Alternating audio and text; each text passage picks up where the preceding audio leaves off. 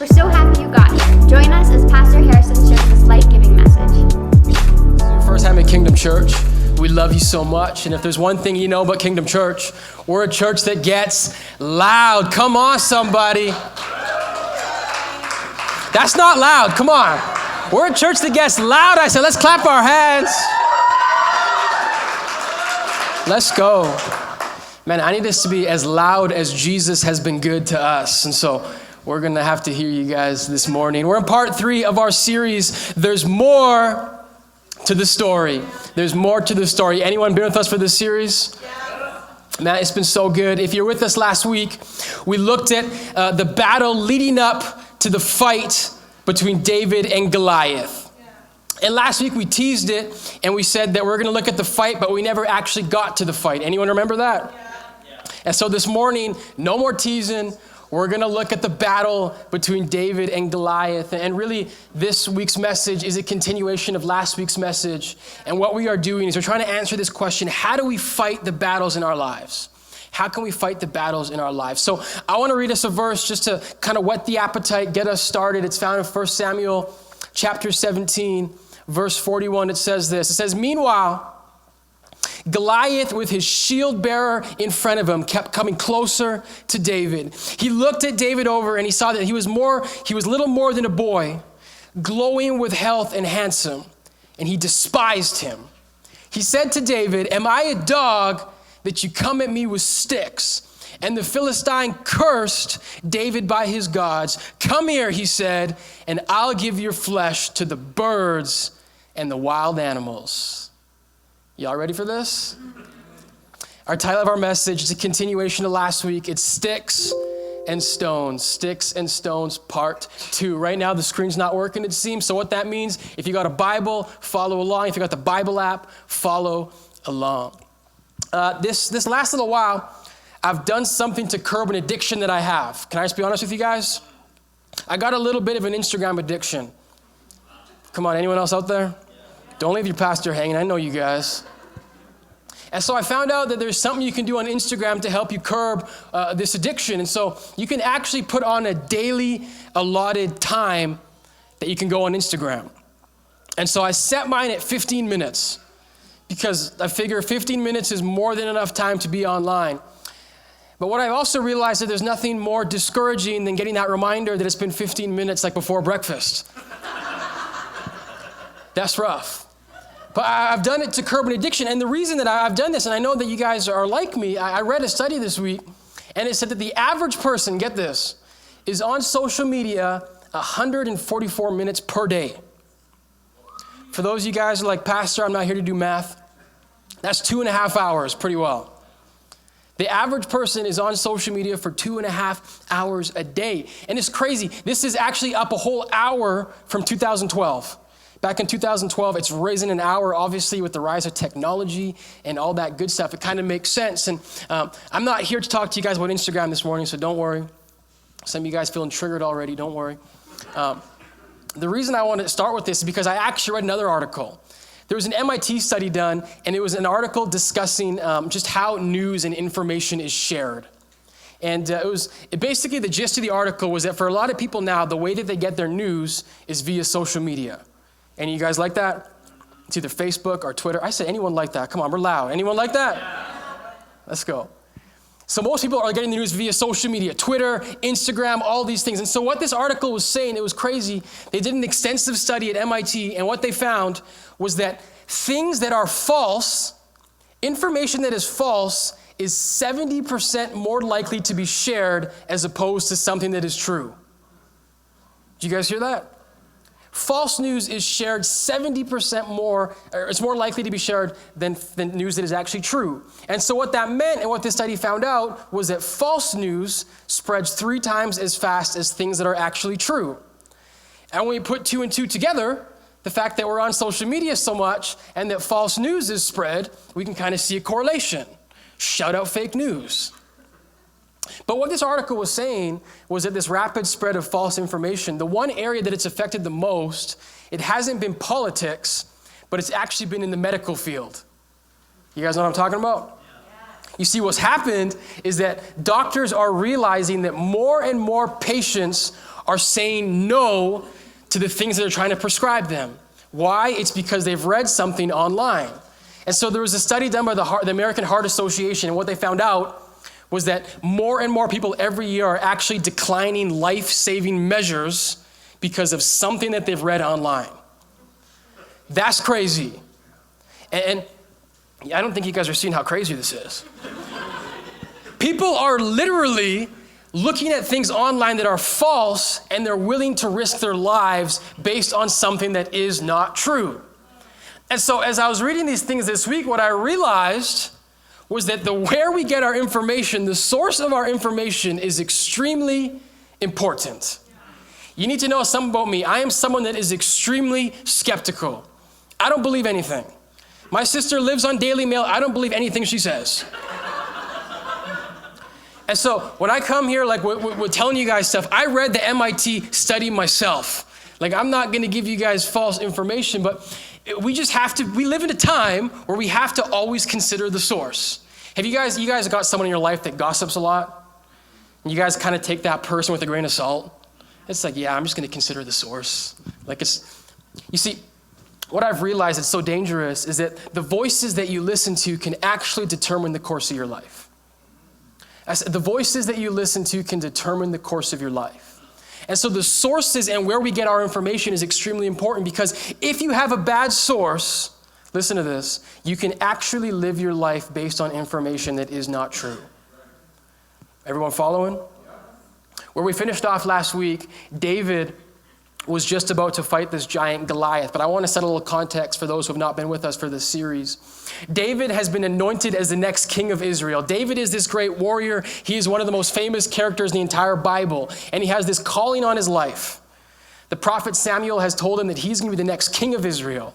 But instead of being the king of Israel, he's a shepherd. And he's in the field tending his father's sheep. And so what has happened, there is this battle going on in Israel. Everyone remember this? And what's happened is that David's faithfulness has led him to the battle. And what we said last week was that our faithfulness will always lead to a place where we see God's greatness. And so David is now at the battle, and he's got there, and now he's about to see this giant. And so David has saw, and he's in the presence of King Saul. This is where we left off last week. We still don't got the verses, but we left off last week in 1 Samuel chapter 17, verse 37. And David said this, he said, "The Lord who rescued me from the paw of the lion and the paw of the bear will rescue me from the hand of this Philistine." And how we finished last week, what we said was that oftentimes our trials are training. We said our trials are training. It was David's time as a shepherd that prepared him for the battle he was about to fight. Everyone good? Yeah. That's where we're at. I said, everyone good? Yeah. Let's go. I need to hear someone. I'm about to preach, but I can't preach if you guys aren't ready. You guys ready? Yeah. I'm not lying. I got some stuff to preach. I'm setting it up. But I'm looking at some of you guys. You guys are like just solemn faith. It's Thanksgiving. God's about to spread a word. So I got to hear. You guys ready? Yeah. David is about to have the biggest battle of his entire life. He has got there and he's excited. He's about to face this giant. He says, the same God that rescued me from the paw of the bear and the paw of the lion is going to deliver me from this Philistine. That's what David says. This is what happens next. 1 Samuel 17, verse 38. It says, Saul dressed David in his own tunic. He put a coat of armor on him and a bronze helmet on his head. David fastened his sword over his tunic, and he tried walking around because he was not used to them. So what happens, David has this confidence. I'm going to fight this giant because I've seen God work, and I'm going to see him do it again. It may look like I'm surrounded, and so what happens is Saul. Now we all remember King Saul. And the big thing you need to know about Saul in this series so far, what we have seen, is that the Spirit of God has left Saul. And so Saul is now viewing things through a different lens. Saul is no longer seeing things through a spiritual lens. He's no longer seeing things through a supernatural lens. He's viewing things in the natural.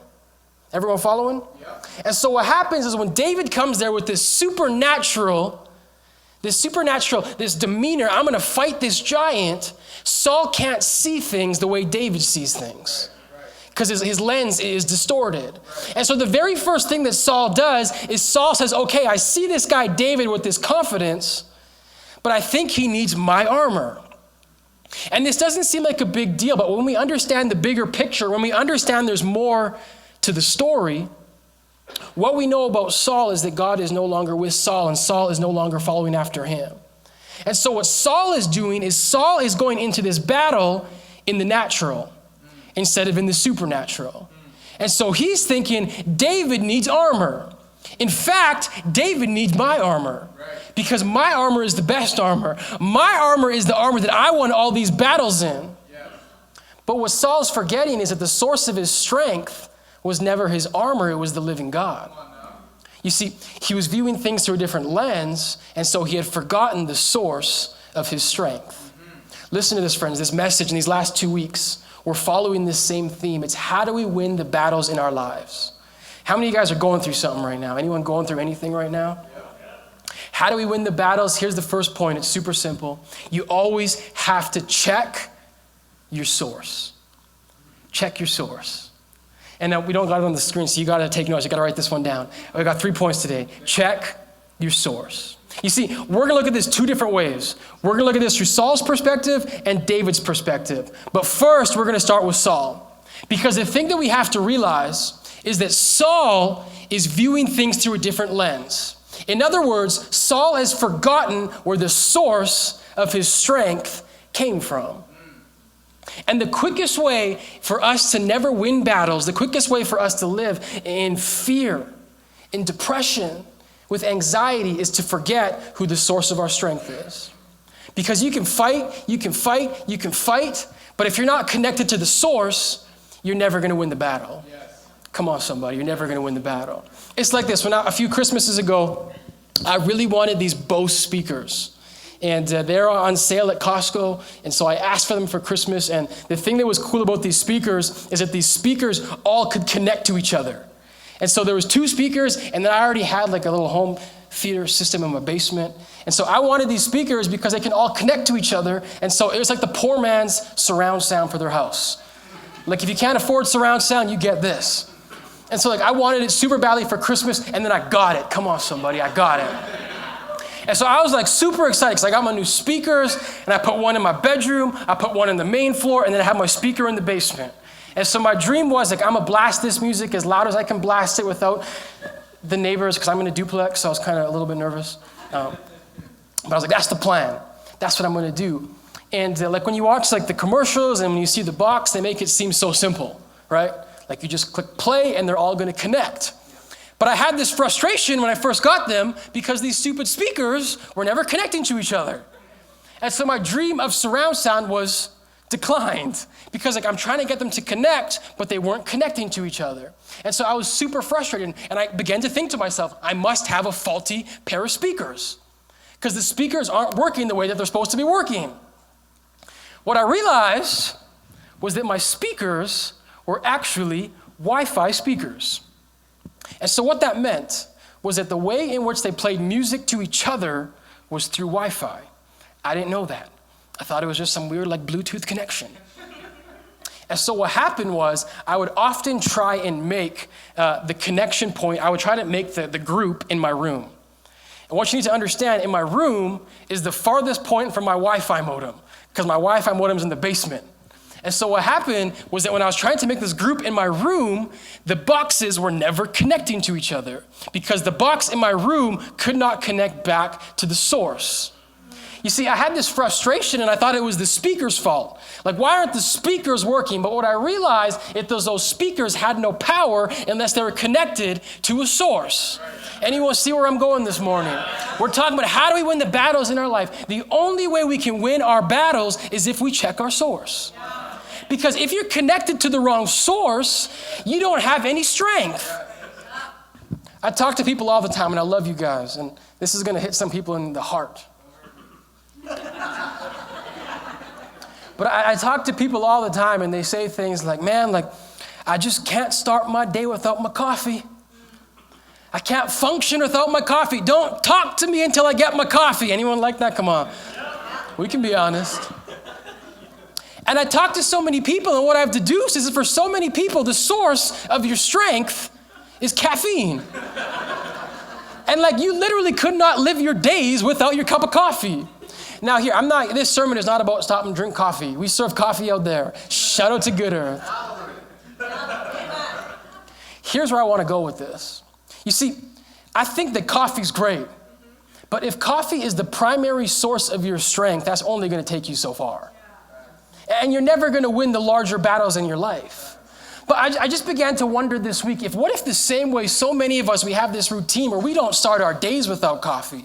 We don't start our days without tea, whatever your thing is. What if in the same way we connected to that source, we began to say to ourselves, I'm going to connect to this source. I'm not going to start my day without God because I can't do anything without him. You know, I talk to so many people, and we live in a society in a time where it's crazy. You guys know it's crazy, right? Like, I know you guys got stuff going on. And I speak to people all the time. And one of the things I hear so often is like, man, school is so busy. Work is so busy. The family's so busy. I don't think I have time for church this week.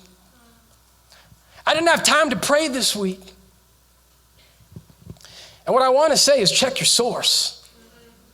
Because I'm not sure where you think your strength's going to come from to do all those tasks.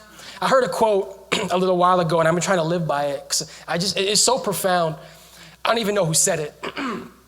But what he said, when I think of all the things that are in front of me and all that I have to do, I don't have time not to pray. I'm going to say it again. He said, when I think of everything, when I think of all of those stresses, I don't have time not to pray. So many of us I don't got time to pray. He's like, I don't have time not to pray. Because whoever said that quote, he understands that the source of his strength is God. You see, David understood where the source of his strength came from. But Saul was viewing things in the natural. And so many of us, we have this tendency to view things in the natural. Well, if I just worked a little bit harder, well, if I just put in a few more hours, and there's nothing wrong with working hard, but if you're not checking your source, it's going to run dry. Coffee is going to take you so far. Listen to this. Netflix, that's a lot of stress relievers for some of us. Netflix is going to, it's going to take you so far. It's really going to just avoid it, but it's not going to give you strength. There are certain things that help us avoid problems, but only certain things that actually can give us strength. And that comes from Jesus. Come on, somebody. And so for Saul, he's viewing things in the natural. And so he has to check his source. I see way too many people living on empty. I see way too many people living week to week. If I can just make it through, if I can just make it through. But what if we could begin to check our source every single morning? You're here right now, it's amazing, recharge, plug in, but what if every single day you could plug in?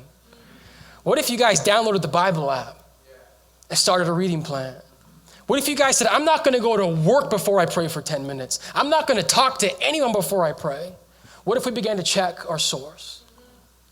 Here's the thing though, there's two ways I wanna look at this idea of checking your source. The first is this idea that God is the source of our strength. That's through Saul's perspective. But I want us to look at David's perspective. Saul, who is the king of Israel, he has said to David, put on my armor and go do things how I've done them. I want us to see what David says. David says this in 1 Samuel 17. He says, I can't go in these, he said to Saul, because I'm not used to them. And so he took them off. We need to understand something. When Saul gives David his armor, that would have been seen as a great honor to have his armor. This was the king giving you his armor. This is the top of the line stuff. And there's two ways to look at it. Number one, no one says no to top of the line. If someone offers you a Ferrari, it's like, yeah. But the other half is that David is just a shepherd and Saul is the king. And so for David, there would have been this pressure, like, I got to do things how the king does them. I need to do this because Saul is asking me to do this. But what I love about David is David realizes that the source of his strength is God. And so no matter who tells him something, no matter what source it is, if that source is telling him something contrary to what God is telling him, David's like, I'm just going to say no. David knew how to check his source. You see, I don't think you guys got it. You see, for so many of us, Another reason that we never step into purpose is because we've been living our life based on the wrong sources.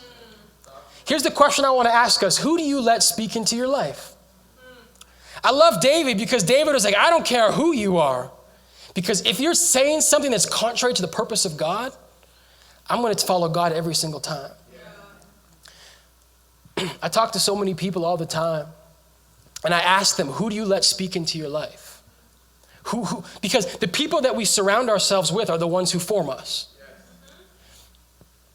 In my life, there are a select few people that I let speak into me. I'm not saying I don't hear a lot of things. I just don't take a lot of things from a lot of people. There's a select few people I'll actually let speak into me. Because what I've realized is I don't need 45 people giving me advice. Because if I have 45 people giving me advice, I'm going to get 45 different opinions. But this is what so many of us do. Anyone like this? If you have a problem in your life, if you have something trying to figure out, it's like, I'm going to ask every single person I know and see what they say. Here's your answer. Confusion. It's confusion. We need to be, when I say check your source, we need to ask the question, who am I letting speak into my life? Who do I let speak into my situations? We need to check the source. Listen to this, friends. Instagram cannot be the thing that molds your self-image. You got to check your source. I heard someone say one time, and I loved it. He said, if you spend an hour on Instagram, an hour on social media, he's like, you need to spend an hour reading your Bible because you've been lied to for an hour. Come on, somebody. Check your source. Who are you letting speak into yourself? If you want to win the battle, we need to begin to say, who is speaking into my life? And for David, there would have been this pressure, but David said, I'm gonna follow the voice of God. I'm gonna go where God leads. Where God speaks, I'm gonna follow. Check your source. Touch the person next to you, say, check your source.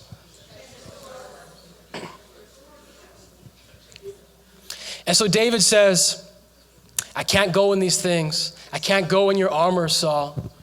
I'm not used to it. I've never fought my battles with armor. I've always fought with the Spirit of God. I can't wear these things. And so look what it says next. It says, so David took his staff in his hand and he chose 5 smooth stones from the stream and put them in the pouch of his shepherd's bag, and with his sling in his hand approached the Philistine. I need us to picture this for a second. The Bible tells us Goliath is this giant. He has armor that weighs hundreds of pounds. Like he's full of stuff. And David has a staff and a couple of stones. And he approaches the giant. What a scene that would have been. It's this giant, he's full of everything, and then it's just David, this boy, with nothing but with his staff and some stones. But here's the thing I want us to notice for a second. The Bible says that David chose 5 smooth stones. If you know how this story ends, I'm not going to spoil it for you, for the ones who don't. But many people have asked, why did David bring 5 stones? What's the significance in 5? And there's a few theories. Some people say, well, Goliath had 4 relatives. And so if his relatives rolled on the scene. But I think that theory is more in jest. And I think, check your source. Someone say, check your source. But I think more simple than that, the reason that David brought 5 stones was simple. It was in case the first one missed. He needed backup. It was in case the first one missed. Listen to this. We're talking about how do we win the battles in our life. First thing, check your source. Here's the second point. In life, if you want to begin to win your battles, you better believe that it's not always going to happen the first time. It's not always going to be on the first throw. Here's the point. Write this one down. Keep throwing. You're in a battle right now? Come on, you're in a battle. Make some noise, you're in a battle right now. Keep throwing. Keep throwing. Here is the main marker, I believe, of a warrior. It's resiliency. It's the ability to say, I may miss on the first shot, but I got 4 more stones. Why did David bring his staff? What's his staff going to do versus sword? David's like, if these 5 stones miss, I'm going to use this staff for something. I don't know what it's going to do. but I'm going to keep throwing. You want to begin to win the battles in your life? Keep throwing. I heard something this week. It said 9 out of every 10 startup companies fail within their first year. This is encouraging. You guys like, really, Pastor?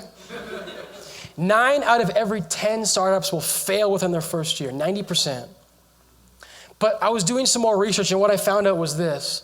Most of the most successful entrepreneurs in the world, they will hit gold on company, and the average was 2.5.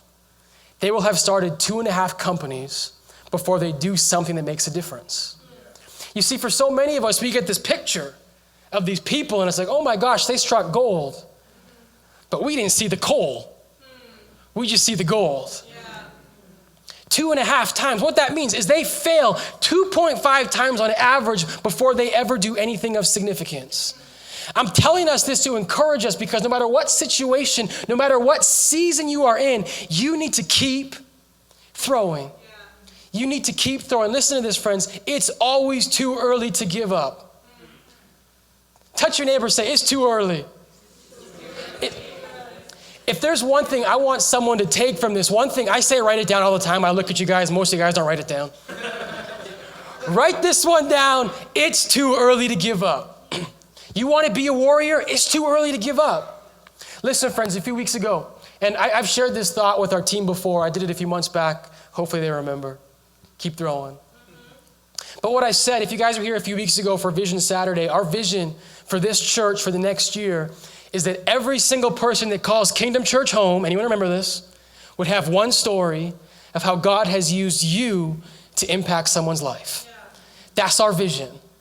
And now, just so you guys know, Vision Saturday, it was a day, but our vision carries on for the year. And so you better get used to me saying it because I need you guys to start believing it's going to happen in your life.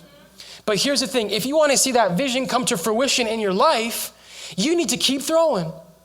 Because that person that God puts on your heart, whoever it may be, that God is saying, I'm going to use you to reach them. Whoever that person is, if you want to reach that person, get ready to keep throwing. You can't give up. There's people I've been praying for a year and I haven't seen anything. But I'm going to have a warrior spirit will say, God, I don't see it, but I'm going to keep praying. I'm going to keep throwing. I'm going to tell you guys this. I get ghosted all the time. Shout out to the ghost. I send text messages to people. Hey, come to church. Hey, I got your Connect card. And I get nothing. But I'm not going to give up. Because I'm going to have a warrior spirit. I'm going to have a spirit that says, I'm going to do whatever it takes for someone to reach Jesus. Keep throwing. You want to win the battle in your life, whatever situation it may be, whatever circumstance it is, keep throwing. David brought 5 stones. Why? He was ready for whatever may come. He was ready to keep throwing. And I love this thought too. I just want to say this quickly. David was confident in God, but he was also prepared. He was confident but prepared. We can talk confidence all day in the Lord. Be confident in the Lord. But you also need to prepare. Don't be mad at God for a test you failed, you didn't study for. That's your fault. Listen to this. I believe wholeheartedly when I come up here and I speak, I believe the Spirit of God speaks through me. I believe it. And I have confidence in it. I've seen God do it. I'll see him do it again. I'm confident, but I'm also prepared. I also woke up early this morning. I went through this message again. I went through it 3 times yesterday. I wrote a manuscript yesterday. I'm confident, but I'm prepared. David was confident in the Lord. God's going to fight this battle. I'm going to take out this uncircumcised Philistine, but he was also prepared. If the first stone missed, he was prepared. Be confident, but prepared, because we have a part to play in the battles in our lives. 1 Samuel 17:41, look at this. It says, meanwhile, the Philistine with his shield bearer in front of him kept coming closer to David. He looked David over and saw that he was little more than a boy, glowing with health and a handsome face, and he despised him. David's this young dude. And he said to David, am I a dog that you come at me with sticks? And the Philistine cursed David by his gods. Come here, he said, and I'll give your flesh to the birds and the wild animals. I need us to understand something. This is huge. when it comes to the battles in our lives. We need to be confident. We need to be confident in the Lord. But there comes a time, no matter how confident we say we are, there will always come a time where you're put in the game. You see, David spoke a big game to Saul, to his bros. If you guys were here last week, he's like, who's this uncircumcised Philistine? I'm gonna knock this guy out. You guys have anyone in your life to talk smack? Like, but when the battle comes, they're like, in life, you can be confident, but here's the point I want us to make. In life, the battle will always expose the heart. Our hardships will always be exposed in battle. Our hearts will be exposed in battle. Hardships expose the heart. You see, David spoke a big game, but now he has this moment where this giant's coming on him. And he's like, little boy, I'm going to pick you up, I'm going to chew you up and spit you out. David was confident before the battle, but what happens in the battle is where the warrior is born. And so it's one thing to be confident on the sidelines, but we need to be confident in the game. One thing that I'm big on, I preach on faith, because we're here by faith. Kingdom Church is here by faith. I'm up here by faith. And so I preach on faith. If you were here a few weeks ago, I preached a message called Waymaker. Anyone hear that one? Yeah. And I said, God always makes a way. And I preached it, and I was telling stories of how God has made a way at Kingdom Church and how God has brought people when we didn't have people. And so I preached that message. And I'm going to be honest, guys, a lot of times I come up here, I just preach to myself. I'm glad you guys are here. I want you guys to make noise, but I'm speaking to myself. And so during that message, I was preaching to myself. I was saying, God's been faithful before, he's going to be faithful again. And so Pastor Ryan, you guys know Pastor Ryan from like a month ago, he was here. One of the elders of our church, he called me Monday morning. And he was like, Harrison, how you doing? And he knew that we had some things going on at church. We had some gaps and all these things. And I was like, man, I feel so good. Like I preached a message on faith, and God gave me faith that I've seen him do it before. He's going to do it again. And he's like, that's awesome. That was Monday. Tuesday came. And Tuesday I was down and depressed. Come on, somebody. Anyone been there? Yeah. I'm confident Monday. I'm depressed on Tuesday. Yeah. And on Tuesday I was like, man, God, like I don't know what's going to happen. I don't know what to do. You see, hardships always reveal the heart. And so it's easy to preach faith up here. It's harder to live faith. But this is why when we go back to our message, you always need to check your source. I need to connect on the daily. Because if I do something once a week, I'm not going to have faith on Thursday. I need it all the time. The battle reveals your heart. And so David in this moment, he's talked a big game, but his heart's about to be exposed. I want to share a verse with you actually. It's really good before we get to David. James chapter 2 says this. He says, dear friends, he says, do you think you'll get anywhere in this life if you learn all the right words and never do anything? Does merely talking about faith indicate that a person really has it? I needed to share that. I almost missed it. This is the brother of Jesus, James, speaking. He says, it's one thing to talk it. It's another thing to live it. I'm speaking to someone in the battle right now. We got to talk it. We got to talk ourselves up. Talk yourself out of it. Check your source. Keep throwing. Then you got to start living it. And look at David. This is what it said. And what we've said in this series, that David is a man after God's own heart. And I believe that the reason that David gets this title is because David didn't just speak faith, he lived faith. And so it says this in 1 Samuel 17. It says, David said to the Philistine, verse 45, he said, you come against me with sword and spear and javelin, but I come against you in the name of the Lord Almighty. Let's go. The God of the armies of Israel, whom you have defiled, this day the Lord will deliver you into my hands. I know you're talking big, but you're about to come here. I'm going to strike you down and cut off your head. This very day I will give your carcass to the Philistine army. Let's go. And to the birds and the wild animals. And the whole world will know that there is a God in Israel. All those gathered here will know that it's not by the sword or the spear that the Lord saves. For the battle is the Lord's, and he will give you into our hands. Come on, somebody. I love what David says. And this is the battle exposes our heart. And so now Goliath is there, and David is now like, man, who do you think you are? David is the same on the sidelines as he is in the battlefield. And I love what he says. He says, God doesn't use spears. He doesn't use swords. All I need is sticks and stones. That's all I need. But this is the part I want us to see in verse 46. It's crazy. It says, this day, the Lord will deliver you into my hands, and I'll strike you down and cut off your head. How did David have the confidence to say, I'm going to cut off your head when he didn't have a sword? Anyone thought about that?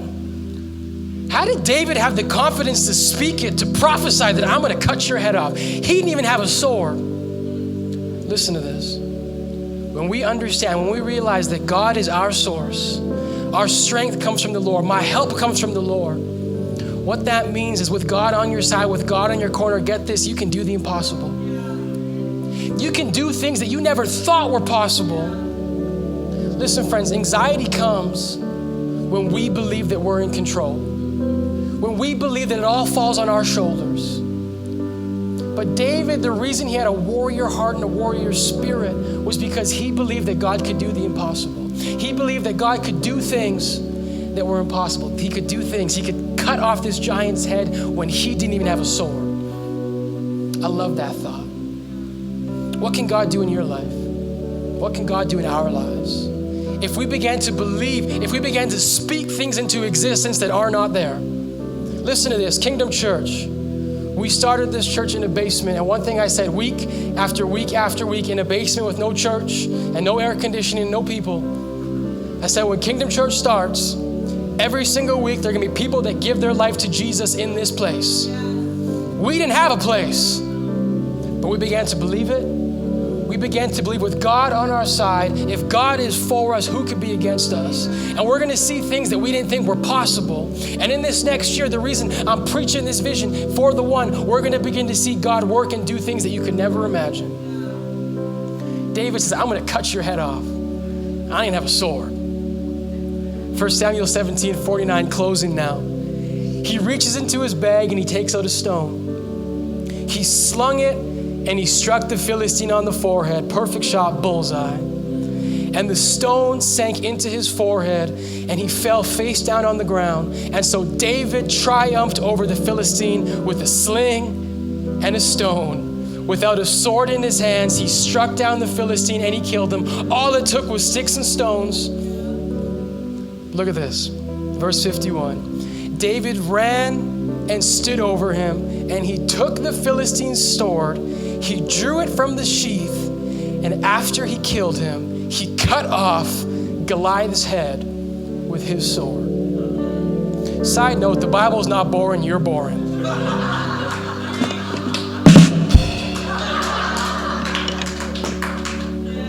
But I want us to see this. I could preach a whole sermon on this.